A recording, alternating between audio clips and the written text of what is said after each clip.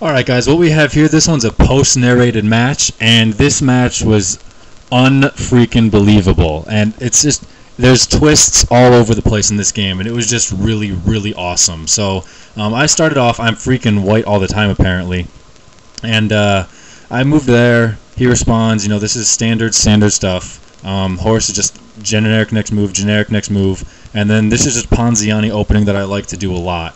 It's just my favorite opening at the time. And unfortunately, despite that this is exactly what I want somebody to do, or at least it's one of the things I like when they do, I see this setup so freaking rarely that I don't remember how I'm supposed to respond to it. So, like, I know that in this scenario, there's so many things I can do to just totally crush the game right now, but it's just been forever since I've been in this case. I totally forgot. So, I pushed the pawn to chase his knight away, which I think is something I don't even remember, honestly. And a lot of times when they'll either bring it to this square over here or they'll bring it to this square over here.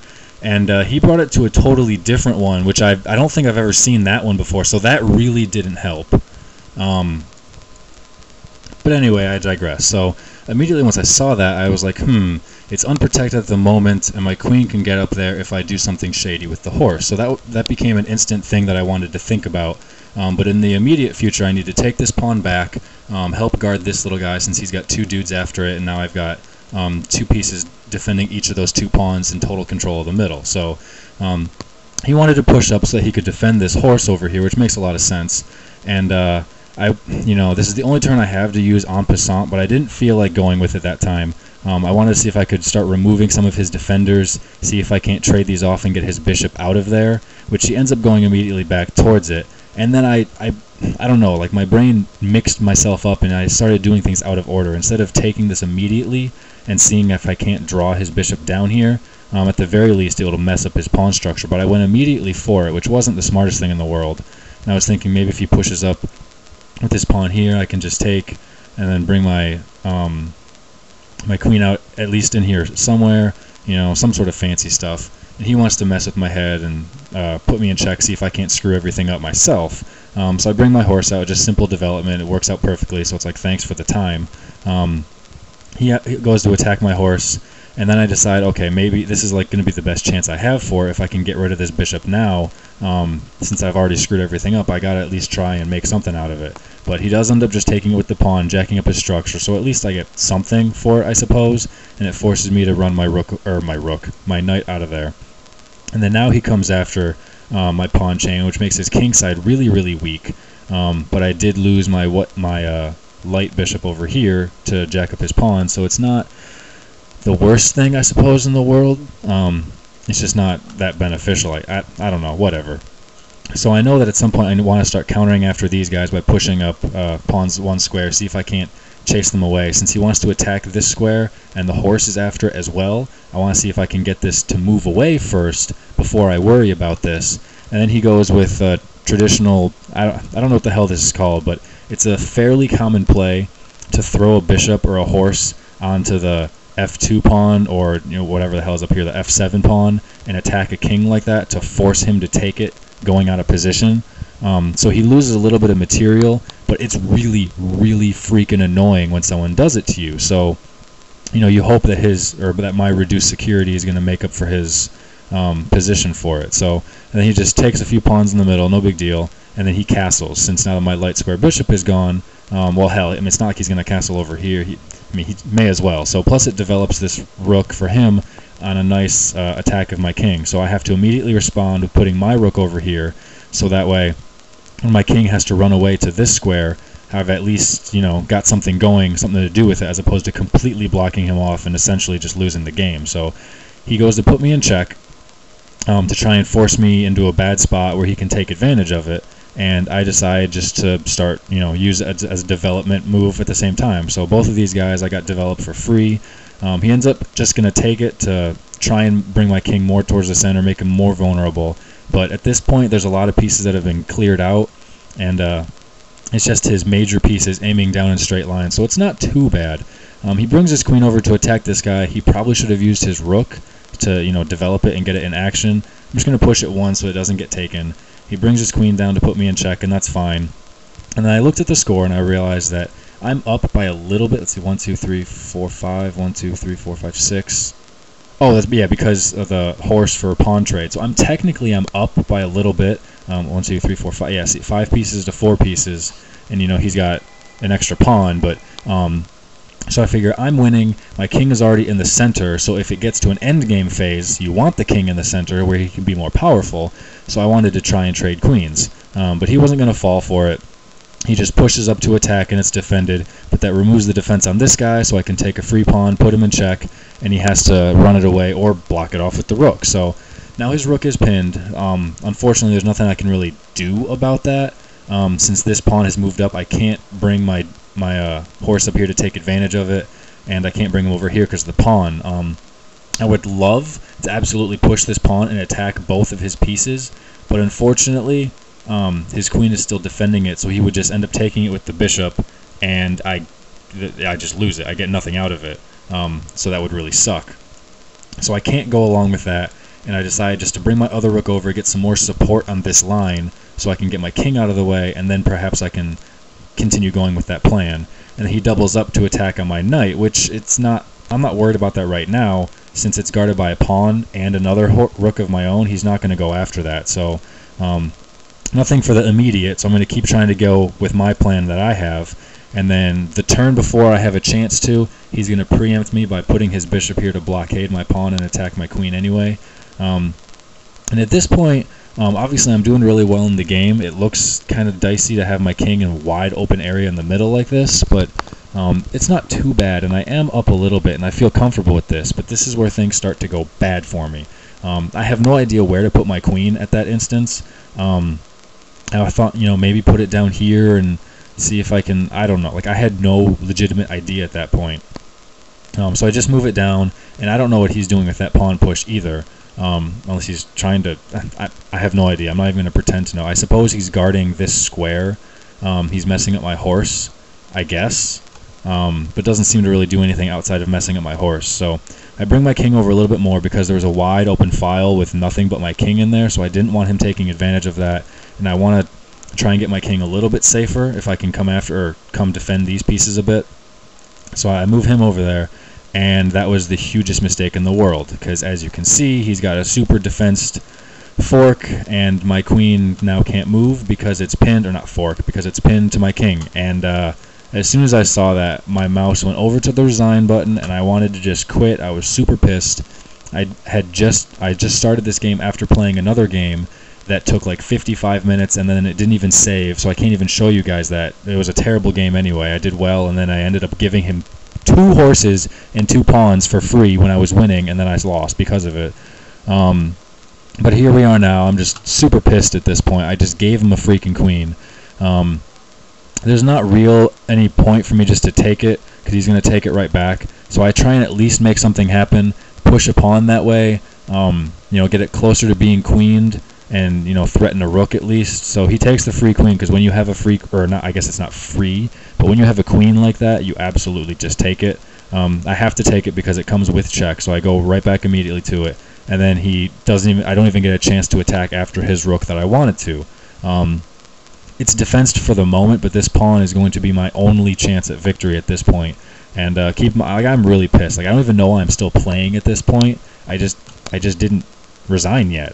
I don't know, but I just didn't. So I got to start making something happen. Despite the fact that I just lost a queen for a freaking bishop, I'm still sadly not down that much. So I attack his queen, see if I can get it at least out of the way and maybe make it irrelevant. He keeps bringing it down a little bit because he's trying to eye in towards the center holes in my defense over here. And I'm going to claim this open file because I got to start coming in and attacking some pieces. He's doubling up on the pawn, which means I need to come respond to save it, and because that's the only thing I have. Although I do not like the fact that I'm already down and desperate. Both of my rooks are committed to sitting here for this pawn. It's like, that's really bad.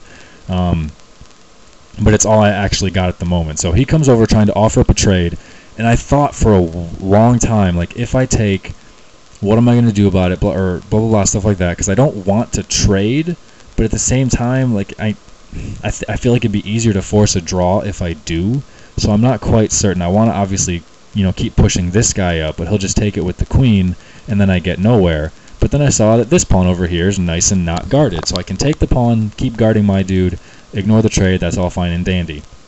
And then he pushes this guy, and I'm thinking for a while, I'm like, man, if I move this rook over here, I can attack his queen, and he can't stay on this row, he can't stay on this row, he can't go up here diagonally, so his only square would be right there. And then, how do I go about trapping his queen from there? It's like, well, I could come down here and take the pawn, but then he just brings his queen down here and proceed. There's nothing I can do about it at that point, so I'll end up losing the game. If I wanted to bring my rook over to here, it's kind of the same type of scenario that happens, since they're all going to be guarded by something. These horses are just amazing. I'll get to those horses in a second, but since he did remove his second attacker on this pawn, I figure I only still need one defender on it, so I'll just come down here and take it first, and then now that this pawn is gone, this square, this b4 square, is no longer safe from him, so I can actually start attacking after his queen, see if I can't chase it away. But then he brings in the second attacker to go back on this pawn, unfortunately, and I'm forced to start going after his queen, and maybe I can make something get the hell out of the way. The horse is just perfectly defending it, so it's awesome. And this pawn's defending both of my guys, rook's defending the horse as well, so all my guys are just working together really well. He moves his queen up to get a third attacker on here, which honestly I didn't even think about during the game. I think it's more of just trying to start attacking some stuff, but there's not, I don't know. So at the moment I'm thinking, okay, I need to get this horse off the side and get him onto here on c5, so I can not only attack the queen, but I can defend this pawn as well. However, if I do that, it leaves this a2 pawn vulnerable. He comes down in here, takes it, puts me in check, and then I'll proceed to lose the game because his queen's in open space and his rooks will overpower me at that point. So I have to move my king over here first, protect these little guys, and pray to God that he doesn't take his best opportunity he's ever going to get to go ahead and take this pawn now. He absolutely should, but he doesn't. I don't know exactly what he's doing. He's putting a little bit of pressure on this knight, whom is guarded, so that's cool. He's guarding this rook, but I mean, whatever. I think it's more of just, if I try to move this guy to use him, then he can come down in here, take my pawn with check, and then just dominate me from there. So I think that's what he's going with, but I have no idea. Like, he absolutely should have taken the pawn with something, and he didn't. So that gives me my turn to bring my knight over here now, defend the pawn. I'm still attacking the queen, which made it, like, super awesome. Like, what the hell is the kid doing?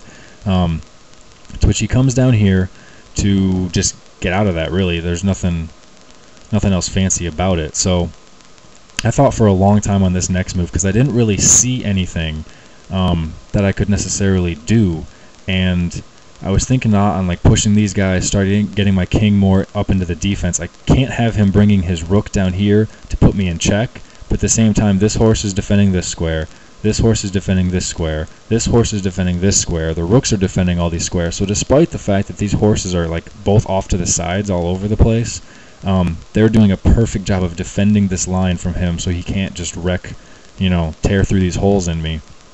And they're both defended by random pawns at the same time. Everything's blocked off. Like, I'm obviously down a lot because I gave up a queen for a freaking bishop for no freaking reason outside of being stupid. But my pieces are just working together so perfectly, and I don't know how I pulled it off. Like, I wish I could do that every freaking game.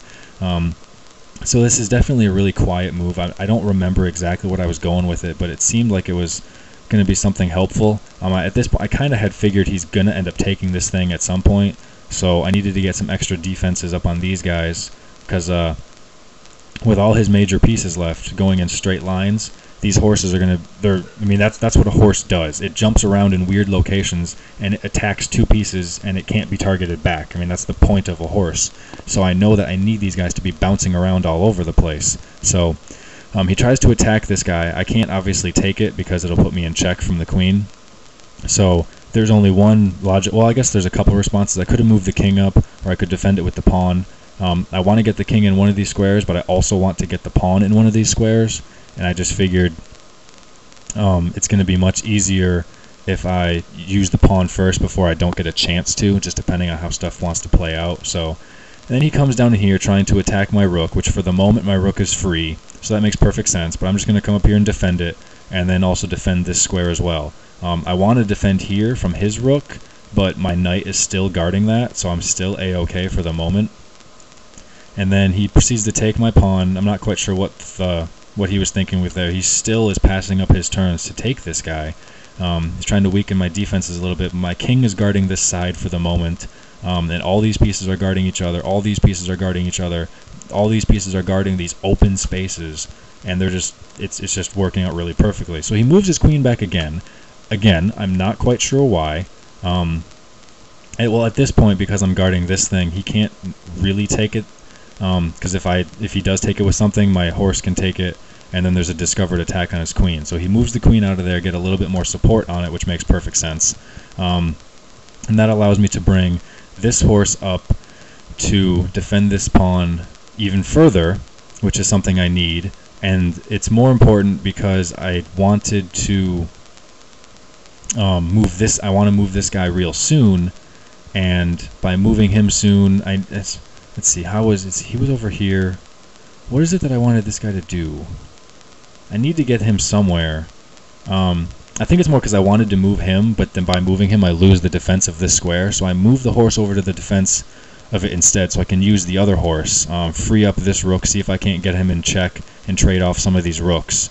And then he brings his queen over here, and then now my original plan was to move this guy somewhere, which I would love to move here, but I can't because the horse is guarding it. I see something with this guy that I didn't think of at first. I can fork both of his rooks with my knight heading on over to here. Even better that this e7 one puts him in check. So if he wants to, unless he moves this one, then not only do I get to take it and exchange it, it also comes with check, so he won't be able to do anything nasty to me in the process. So it'll be like a guaranteed exchange, and then I'll actually be in the lead as far as points are concerned, which would be absolutely unbelievable that I was able to fight my way freaking back this far. And then he just does something really, really stupid. I don't know what he's doing with that move because it allows me to take a rook for free. And so at this point now I am absolutely winning. 2 rooks will beat a queen, more often than not. Because once you put them on the same file, the queen can't touch them and you can chase it around all over the place. And 2 horses, he's only got 2 pieces left at this point. 2 pieces and 2 pawns. I don't know how I gave away a queen for a bishop and came back to just dominate this game, but I did. He moves his queen over to a random square, and I'm thinking, okay, he's targeting down here, see if he can't still try and just get me in a bunch of checks, try and take some free pieces. The only thing I have to do is move my horse down to this e4 square right here, which will block off the diagonal for the queen. Both of my rooks are going to be guarding it, and then I don't think it matters what he does. I bring this rook over here to fork his queen and his king, which is defended by the horse, so I'll get the trade, and then I'll be up, rooks and horses to his rook, and I win the game from there. But this whole time, I wasn't looking at the clock, unfortunately, and time ran out on me as I was trying to move this piece down. The thing popped up saying, oh, match over, blah, blah, blah, your new rating is whatever, and I thought that he resigned, and I was just stoked as hell. But it turns out it was actually time that ran out. I wasn't paying attention to it at all. And it's really, really unfortunate that one of the best games I've ever played in my life had to end this way, after giving up a queen for a bishop and just totally screwing myself over. The fact that I was able to fight back, everything was in perfect position to support each other, chase his dudes all over, eat up all of his pieces while he's trying to figure out, what the hell is going on. I totally had this game at this point, and I was going to win it. So, unfortunately, time runs out, so it doesn't officially count in that type of book, but that's going to be the end of this match. It was, whatever. I can't say enough about it. I'm just so freaking proud of how it worked. The fact that I was a second and a half away from just clicking resign and getting out of here. I deserved better than the clock to run out on me. That's so frustrating. If there was like a beep or something when the time was getting lower, that would be really helpful, because I had absolutely no idea. I don't know. I needed a beep. Just have it beep when it's at 1 minute. Have it beep when it's at 30 seconds. Have it beep a lot when it's at 10 seconds and every second down. Because with the style that I play, you get an extra 10 seconds every time you make a move. And I was in the process of making this move when the time ran out on me. So I would have gotten an extra 10 seconds when that happened. And I know what my next move was bringing my rook up here to put him in check.